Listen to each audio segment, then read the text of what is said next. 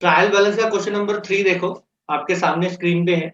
इसे कहते हैं from the following balances prepare a trial balance for a date दी हुई है 31 मार्च 2015। और सबसे पहली आइटम उसमें कॉस्ट ऑफ गुड सोल्ड है, बीच में ओपनिंग स्टॉक भी है, कमीशन भी है, वेजेस भी है, डेटर भी है, लूज टूल्स भी है, मशीन भी है। अब आपको एक बात याद रखनी है, मैंने आपको बताया था कि ट्रायल बैलेंस के अंदर कभी भी क्लोजिंग स्टॉक नहीं आता, ये आपको ध्यान रखना है।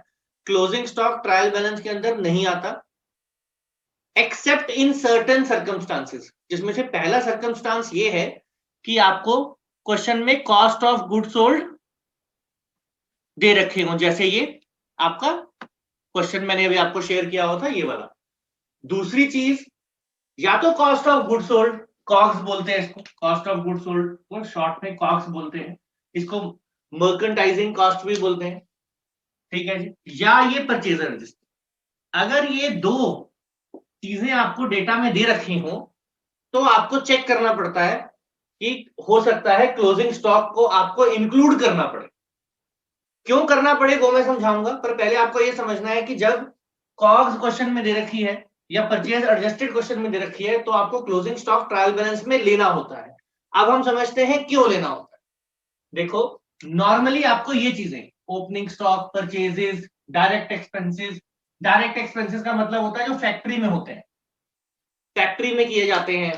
तो कुछ एग्जांपल्स वेजेस हो गए, कैरेज इनवर्ड हो गई, कार्टेज इनवर्ड हो गई, फ्रेट इनवर्ड हो गया। अभी इतने से काम चल जाएगा, जब हम फाइनेंशियल स्टेटमेंट्स करेंगे तो इसकी भी पूरी डिटेल करेंगे। अभी हमें सिर्फ इतना समझना है, opening stock plus purchases plus direct expenses minus closing stock COGS का फॉर्मूला होता है, कॉस्ट ऑफ गुड सोल्ड का फॉर्मूला होता है। अब नॉर्मली जब हम ट्रायल बैलेंस बनाते हैं तो इसको हम डेबिट करते हैं, ओपनिंग स्टॉक को, परचेजेस को भी डेबिट किया जाता है, ठीक है जी। ये एक्सपेंसेस जितने भी हो, चाहे डायरेक्ट हो इनडायरेक्ट हो, उनको भी डेबिट किया जाता है। और इस क्लोजिंग स्टॉक को हम लेते ही नहीं है, क्लोजिंग स्टॉक को हमें लेना ही नहीं होता। ये चीज नॉर्मली आप क्वेश्चन ऐसे करते हैं, ठीक है। तो मींस ट्रायल बैलेंस को कंप्लीट करने के लिए ये तीन चीजें डेबिट में होनी चाहिए, तो आपका ट्रायल बैलेंस कंप्लीट हो जाता है। लेकिन अगर हम क्वेश्चन में हमें कॉस्ट दे रखा होगा तो उसका मतलब ये है कि ये तीन चीजें तो इंक्लूड है कॉस्ट में, लेकिन क्लोजिंग स्टॉक माइनस है। हमने क्लोजिंग स्टॉक ट्रायल बैलेंस में लेना नहीं होता। अब अगर कॉस्ट आ गई क्वेश्चन में तो पहले आपको ये समझना है इस कॉस्ट को भी हमें कहां डालना है, डेबिट में ही डालना है ट्रायल बैलेंस। लेकिन जब हम ट्रायल बैलेंस के डेबिट कर देंगे कॉस्ट को तो ओपनिंग स्टॉक डेबिट हो जाएगा, ठीक है, ये डेबिट हो जाएगा, ठीक है, ये डेबिट हो जाएगा, ये भी ठीक है, लेकिन क्लोजिंग स्टॉक क्या हो जाएगा, माइनस हो जाएगा।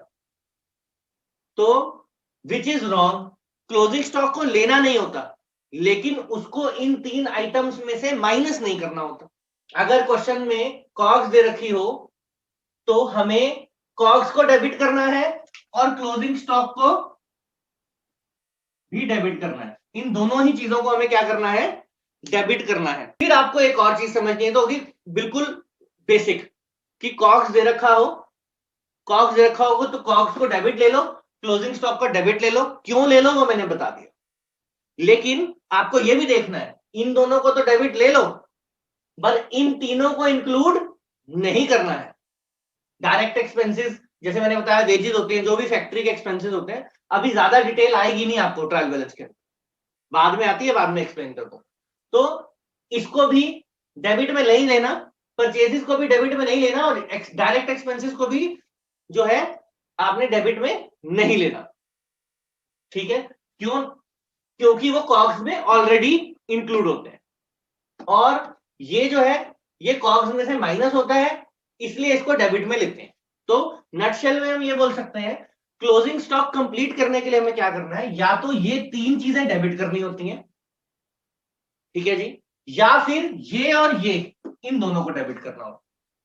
इन दोनों में से कोई एक कॉम्बिनेशन ही यूज होगा, कभी दोनों को मिक्स नहीं करना। मींस अगर ये तीन चीजें दी हो तो इन दोनों का कोई काम नहीं है, और अगर ये दो दे रखी हो तो इन तीनों का ट्रायल बैलेंस में कोई काम नहीं है। इस चीज को आपने समझना है। सिमिलरली परचेज एडजस्टेड, अगर परचेज एडजस्टेड क्वेश्चन में दे रखा हो तो इट मींस आपको फिर क्लोजिंग स्टॉक को डेबिट करना है, मींस परचेज एडजस्टेड को भी डेबिट करना है और क्लोजिंग स्टॉक को भी डेबिट करना है। क्यों करना है? क्योंकि जब आप परचेज एडजस्टेड को डेबिट में ले लेते हो तो ओपनिंग स्टॉक और परचेजेस तो ऑटोमेटिकली डेबिट में आ जाती है, लेकिन क्लोजिंग स्टॉक माइनस हो जाता है। उस चीज को कंपनसेट करने के लिए आपको इसको भी डेबिट में रखना है और इसको भी डेबिट में रखना है। तो इसमें भी नटशेल ये है कि या तो ये दोनों डेबिट में जाते हैं या ये दोनों डेबिट में जाते हैं, मिक्स नहीं कर देना, इसमें भी मिक्स नहीं कर देना। या तो ये और ये डेबिट में जाएंगे या फिर ये तीन डेबिट में जाएंगे और ये नहीं जाएगा। इस चीज को आपने याद रखना है